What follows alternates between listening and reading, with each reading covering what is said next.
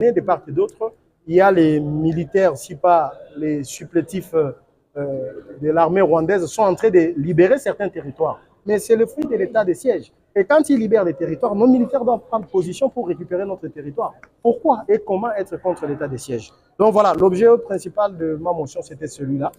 Et je suis très content que les députés aient, à la majorité, adopté ma motion et il n'y aura pas de débat. On va proroger l'état de siège. D'accord? Alors, moi, la question que je vais vous poser, cette loi a déjà fait l'objet de discussions plus de 100 fois dans cette assemblée. D'accord? On a débattu. Là-bas, la virgule n'est pas bonne. Là-bas, il y a ceci qui manque. On a déjà débattu de tout. C'est-à-dire, qu'est-ce qu'il y a de nouveau? Certains députés, pas tous, de la partie Est, il y en a qui ne sont pas pour la prorogation de l'état de siège. Non pas pour la loi. Ça, c'est autre chose. Mais ils veulent simplement qu'on ne proroge plus l'état de siège. Est-ce que vous pensez vraiment avec les arguments que je viens de donner, qu'aujourd'hui, au Congo, on peut ne pas proroger l'état de siège? Moi, je pense que c'est un état d'exception dont on a besoin pour contenir la guerre. Mais quand il n'y aura plus de guerre, quand la partie Est sera en paix, on va arrêter l'état de siège. Ce n'est pas éternel, en fait. L'état de siège a eu un début, il aura une fin. Donc, il n'y a pas à se lamenter là-dessus. Après, il faut comprendre, hein, c'est comme je l'ai dit tout à l'heure, il y a aujourd'hui des députés, notamment moi-même, qui se servent parfois de la tribune de l'Assemblée nationale pour faire un peu de show, n'est-ce pas? Pour qu'on nous voit. Bon, je préfère parler de moi pour ne pas parler des autres. Pour qu'on me voit à la base, qu'on sente que je suis en train de parler. Mais je pense qu'il faut des limites parfois à ce qu'on dit. Et il y a des matières pour lesquelles on ne peut pas faire le show, notamment la matière qui touche à l'état de siège. Je pense que c'est une matière d'autant plus sérieuse qu'il faut la traiter avec sérieux. Et pour ça, si on a besoin de faire le show, choisissons d'autres matières, mais pas celles sur l'état de siège. Qu'est-ce que vous pouvez dire pour éclairer l'opinion congolaise par rapport à la situation? Qu'est-ce que je puisse dire si ce n'est le travail parlementaire que nous faisons? Déjà, le bien fondé de la motion, c'est quoi? C'est autour des débats qui entourent la prorogation ou non de l'état de siège. Je pense que vous savez, et l'opinion, c'est ce que c'est l'état de siège. L'état de siège, rapidement et très lapidairement, est un état d'exception qui est mis en place dans la partie orientale et plus précisément à l'est de notre pays pour permettre à ce que l'on suspende le pouvoir des civils et les donner aux militaires de manière à gérer cette contrée compte tenu de la volatilité, si pas de la situation sécuritaire instable. Donc, chaque fois, c'est un projet qui vient du gouvernement qui demande à ce que l'on puisse prolonger cette situation pour continuer à contenir et à maîtriser la guerre à l'Est. Il y a des collègues notamment qui veulent plus que l'on renouvelle cette situation parce que pour eux, ils ne voient pas l'importance. Nous, on trouve que c'est important et on a voulu ouvrir le débat pour dire ce que moi j'appellerais des propos désobligeants qui peuvent même décourager les militaires au front. Moi, j'ai évité ces débats. Je suis passé par une motion pour proposer au bureau de l'Assemblée nationale d'éviter à ce qu'il y ait débat. Éviter les débats, pourquoi? Parce qu'il y a des matières qui relèvent des secrets d'État. Aujourd'hui, vous verrez que la situation tend à s'améliorer à l'est du pays. Et si nos militaires apprennent que les députés sont en train de discuter à l'Assemblée et ils sont contre les performances, cela n'est pas bon. C'est comme ça que j'ai proposé au président qu'il n'y ait pas de débat. La majorité des députés m'ont donné raison.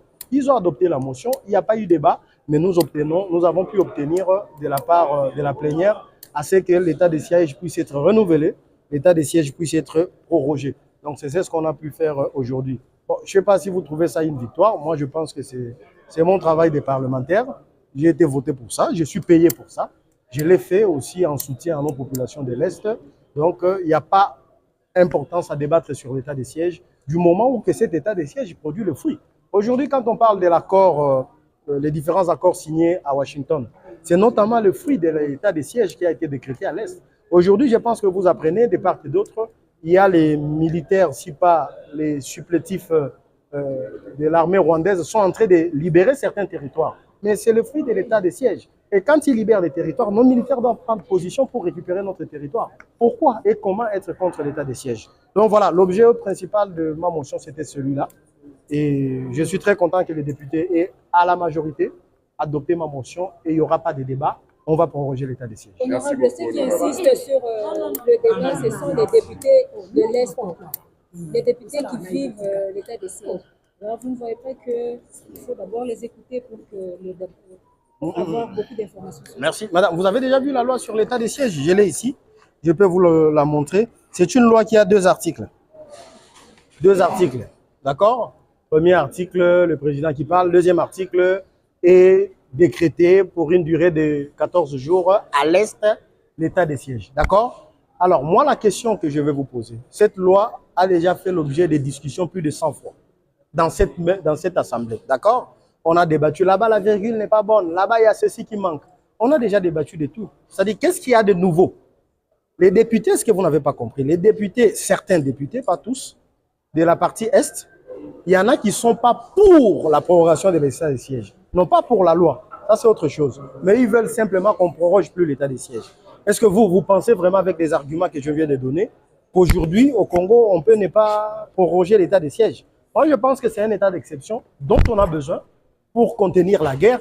Mais quand il n'y aura plus de guerre, quand la partie Est sera en paix, on va arrêter l'état de siège. Ce n'est pas éternel, en fait. L'état de siège a eu un début, il aura une fin. Donc, il n'y a pas à se lamenter là-dessus. Après, il faut comprendre, hein, c'est comme je l'ai dit tout à l'heure, il y a aujourd'hui des députés, notamment moi-même, qui se servent parfois de la tribune de l'Assemblée nationale pour faire un peu de show, n'est-ce pas? Pour qu'on nous voit. Bon, je préfère parler de moi pour ne pas parler des autres. Pour qu'on me voit à la base, qu'on sente que je suis en train de parler. Mais je pense qu'il faut des limites parfois à ce qu'on dit. Et il y a des matières pour lesquelles on ne peut pas faire le show, notamment la matière qui touche à l'état de siège. Je pense que c'est une matière d'autant plus sérieuse qu'il faut la traiter avec sérieux. Et pour ça, si on a besoin de faire le show, choisissons d'autres matières, mais pas celles sur l'état de siège. Imaginez-vous les militaires qui sont au front. Moi qui vous parle, il y a un jeune homme, je pense que vous l'avez suivi, lors de la plénière de clôture en décembre, il y a un jeune homme de mon territoire, de mon village, qui est mort à l'Est. Mais il est de l'Ouest.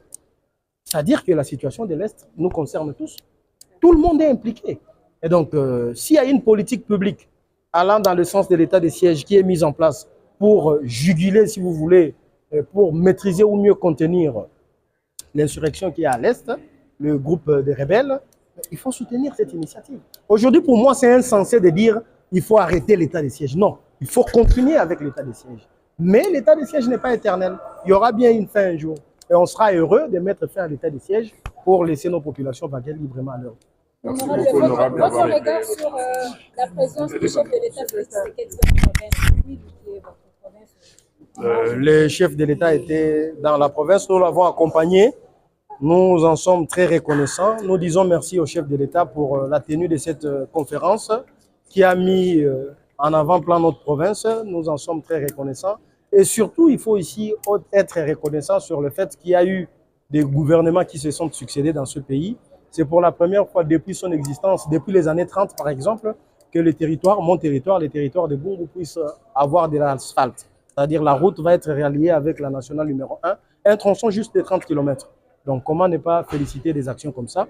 Aujourd'hui, on a une centrale hydroélectrique de Kakobola qui va alimenter les territoires d'Idiofa, Bungu, la ville de Kikwit. Nous en sommes très reconnaissants et nous disons merci au chef. Et merci aussi à tous ceux qui ont aidé les chefs, ceux qui travaillent avec les chefs pour concrétiser cela. C'est ce dont on a besoin et c'est ces Congolais-là dont on a besoin. Je pense que le train de la reconstruction, le train des actions concrètes est en marche avec le président de la République, Félix-Antoine Tshisekedi Tshilombo. Personne ne peut l'arrêter. Et nous allons continuer le travail. Nous, comme sa majorité, nous allons l'accompagner à ce qu'il atteigne justement sa mission pour le destiné de notre pays. Donc, voilà ce que je puisse dire. Donc, encore une fois, nous disons merci au président.